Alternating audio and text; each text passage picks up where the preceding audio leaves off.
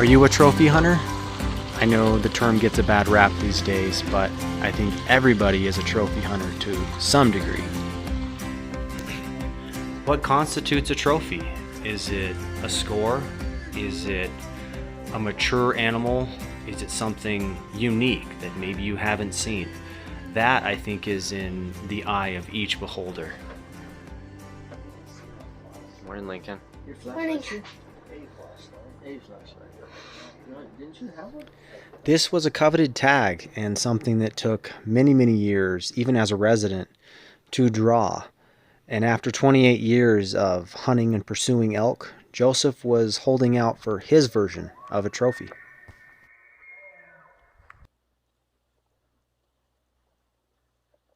Okay, so morning of day 2, we spotted 2 possible shooters. I think there's some guides on the one.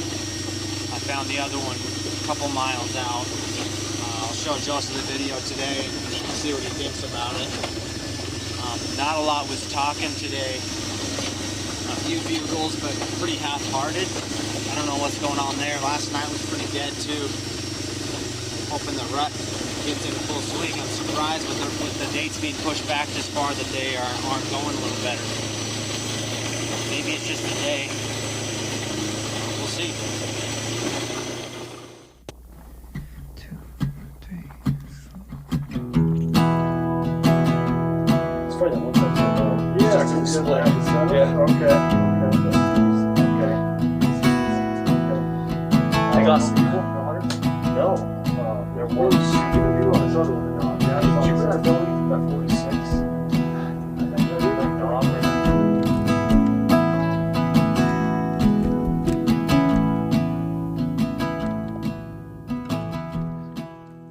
This morning, I think it's, so today's the 3rd day of the hunt. Morning of the 3rd day of the hunt. He's right there. So, he seems like he's kind of staged up. We've been running for a mile and a half, maybe, trying to get ahead of him.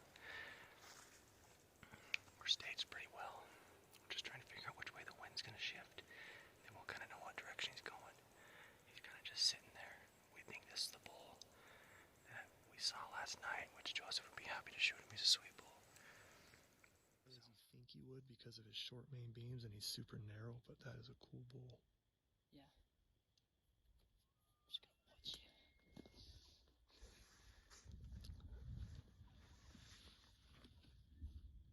Oh yeah. So, it's probably, man, it's only been shooting light for maybe 10 minutes. We get him.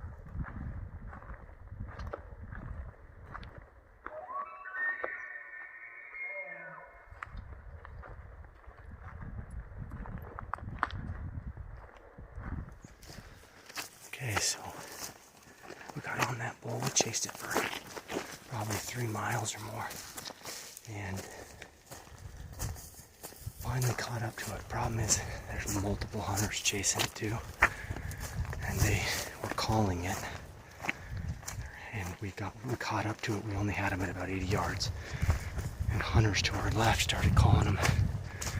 So we just sat still, and the bull did not like it. And he turned and went back the other way. And so Joseph took the ridge and paralleled him real quietly. And he had the bull at 50 yards as it was crossing.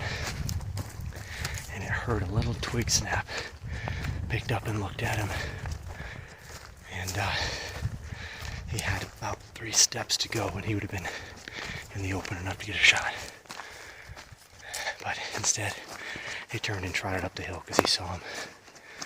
So we continue to hear him, but he's way up here, so it might not work out. We just found him again. He's only maybe 300 yards away across this canyon. He's bugling pretty good at me, so I'm gonna stay back and just bugle and keep him talking, and Joseph is gonna go in quiet. I don't think this bull is very callable. So. Oh man. Wore down, little lamb. That was a long go. I'm glad we found each other. Yeah. That was the dumbest thing ever. I had an extra radio too. The only reason No service done. I walked there must not have been. around. You wouldn't believe how close it was. On the first setup, right here. Yeah. I was like, man, he's got to be close. That thing keeps answering me. He's not that far away. No. He was 90 yards when I first spotted him. Right away, I see him pawing. Like Pops to get down. to bed. Okay. He's looking that way. And so I moved to the right and I had trees between me and him, and I was going to come in behind him. And I started moving towards him. I was probably 70 yards, and he gets up, starts milling in that little dark area he was at. And so I just used that time with his head down to cover some distance. I got about 50 yards on him. And it was just that thicket he was in. I could just see him just chilling. Everything was slow moving, you know. And then all of a sudden he just turns right and comes over like that, just in front of my face. And he starts walking out in the very last tree before the opening. He puts his head out and just stops. He never looked directly at me, but his eyeball, I feel like he just, and about that time the wind just kind of a little bit, and it was like he just went, like that. And then he just turned and walked back where he came in the thicket and then started walking away. Really? I was just ready to shoot. And so I skirted to the left side and was just going to start following. He was just a slow walk, and it was a deer on his left. I don't know if that deer, I think that deer startled him. I think that deer made a movement, and all of a sudden he's like, da-da-da-da. Oh. And then the deer, da-da-da-da. And then another one was looking at me. He bugled, and then just worked over the hill. Stayed on him, up and over that hill, down in the next giant big canyon. And I saw cows across the edge. I was like, man, I bet you he's headed for those cows. I got close, just right there, like around the next tree, up the other side, following. He got with those cows, and that kind of fired him up. He started bugling quite a bit, glunking. Really? I could see him, see his antlers. At one point, it was like 90 yards, and he was quartering super hard away. I was like, no, that's not good. And then he got with those cows, and I saw a cow skirting to my right, so I just sat down. That stupid wind, it will go from back to front to everywhere, and it hit me in the back. And they picked their heads up and kind of up a little bit, and then stopped and chilled out. Spike started kind of slow walking, and they just crested over that one.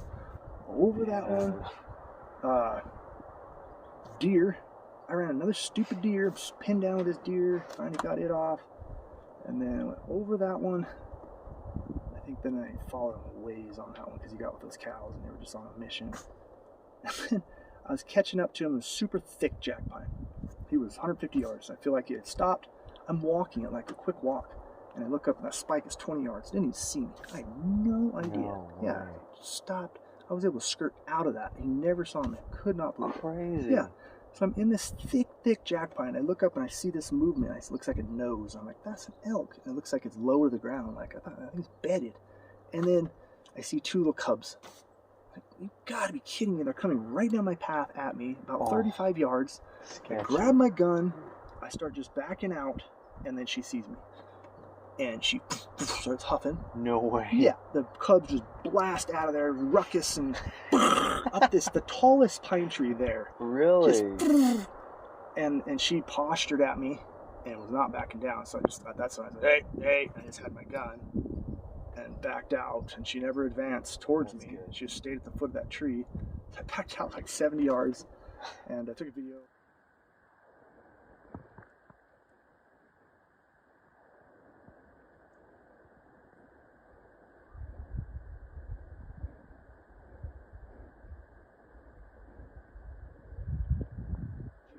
That spooked the elk. They ran over the next rise. Oh man, Yeah. No way. And then at that point I went up the hill. I finally got a hold of you for just a second, and I heard him a couple more times. So I went that direction like 200 or 300 yards, and then I never heard him again. Wow. Out of water. But you don't even have any water. No.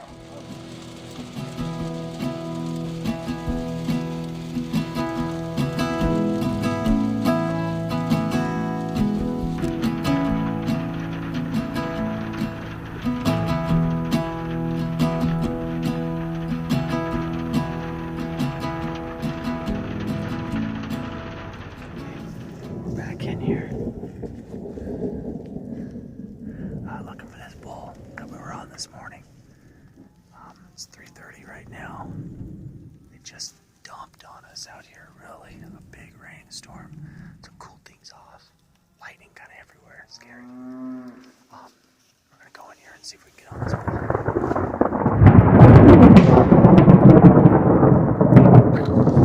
Although we looked for that bull the rest of that night and days after, but we never could turn that bull up again. Came to this meadow. There was a bull and a few cows in it that we accidentally bumped. The bull had a little extra on him, but he was kind of palmated on top, but kind of short hind legs. So Joseph, we had him come maybe 50 yards. Joseph passed on him. We have one or two bulls up here that we're gonna try to work in on. The wind's right. And at first light, we called in a 6x6, but it was just a little too small, maybe a 330, 340. So we're gonna keep going.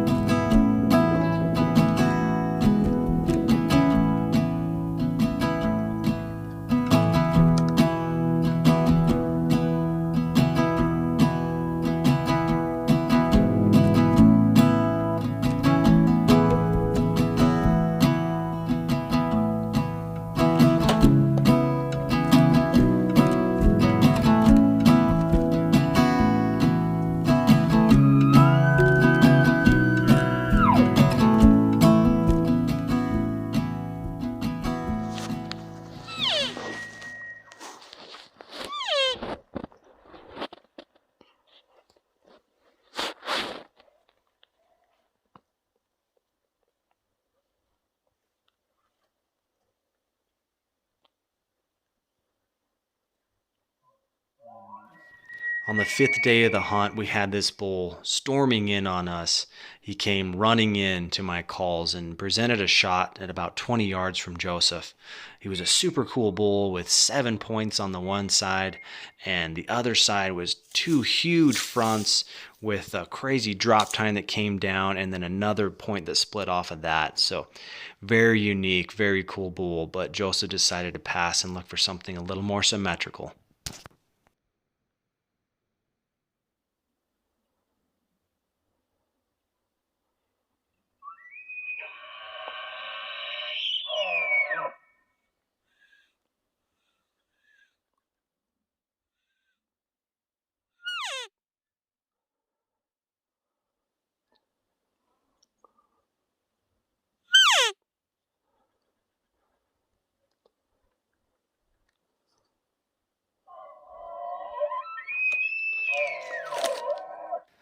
The next morning we found this bull and we were actually able to coax him away from his cows and bring him over the ridge to my calls, and he presented a shot at about 30 yards from Joseph. He was an awesome bull, but just not quite what he was looking for.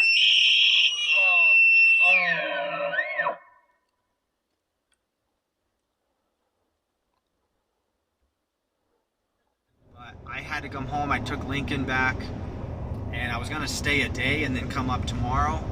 And Joseph called me this morning and said he hit a bull. So that's awesome, but it doesn't sound like it's a good hit. He found the bull yesterday evening. He worked in on him and got a look at him and found that it's a bull that he would like to shoot. But this morning when he got in there, they weren't talking a whole lot, and they heard the calls, so they moved in, and it happened that the elk were coming right to them on one of the setups, and they didn't call or anything. They just stayed quiet, and the cows came right towards them. But David hit the cow call, and the bull was standing behind a tree when he did, and they were nervous, and Joseph was holding the bow for I think around a long time. I don't know exactly how long. And when the bull, they kind of ran, Joseph almost let the bow down, and then when they ran, David cow called, they stopped, and the bull was kind of quartering away from them, and then it turned to get a better look at Joseph and David, and it was a good broadside shot, but Joseph was so tired from holding it for so long that he hit it back, and it was a pretty close shot. It wasn't like it was that far. And so he hit it, they think he hit it in the liver, and they've been going around talking with the hunters in the area, just kind of telling them, hey, we hit a bull in this area, please don't go into this canyon, because we don't want to bump him. I don't think it's a really good hit. We need to give him a lot of time. So we're giving him 10 hours before we go in there to try to recover him. It sounds like the cows went one way, the bull went the other, which is good, so that way he can just bed down and hopefully expire. So obviously it's a disappointment. Nobody wants to hit a bull in not a good area, because it's just so hard to recover those big animals. But we're just praying that we can recover him and we can get the meat, because it's so much good meat, and it's just such a shame to see that stuff go to waste. But well, God knows. So we'll do our best today. We're gonna go in there at 4 and hopefully recover this thing.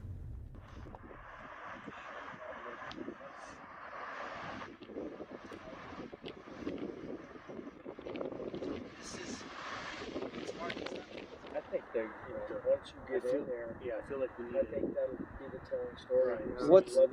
What's the wind doing from where you guys hit it? It's good. It was good. It was shifting all over, but at the time we shot that bull, it was great. And it hit us at the back a little bit, but it was always just a switch. Okay.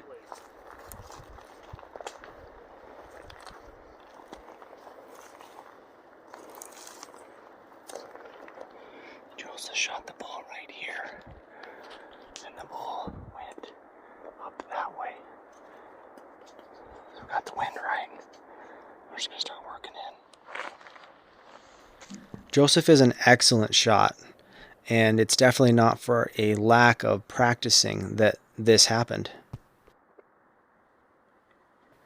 Was this the best shot placement? Absolutely not. But if you've hunted archery long enough, you realize that this just unfortunately happens to the best of us sometimes.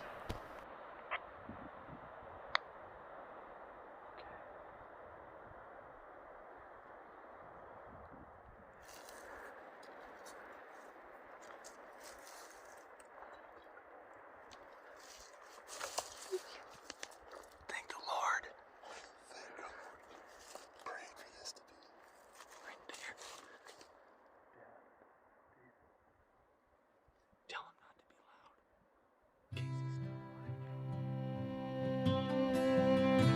You were looking for that down there. I was there passing. I would have probably missed him. Good job, Joe. Thank the Lord. Oh man, I was getting pretty discouraged.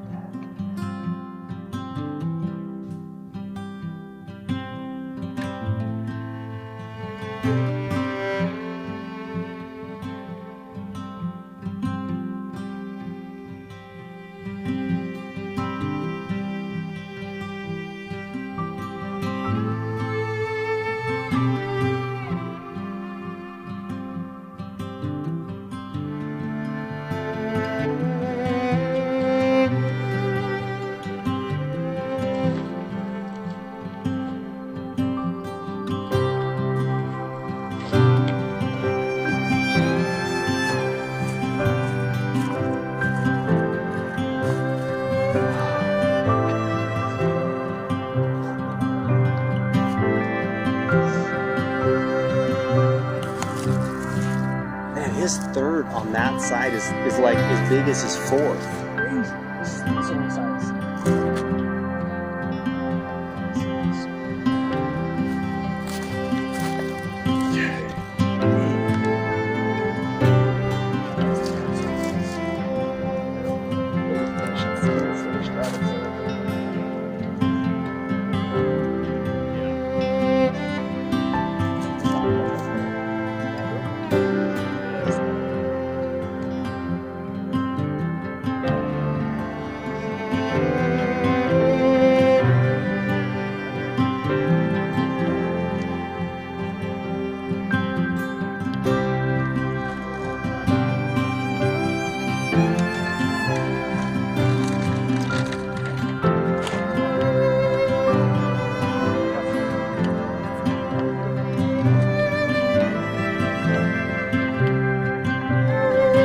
In the end, Joseph was blessed with that trophy that he hoped to find, while enjoying the journey and making memories that'll last a lifetime.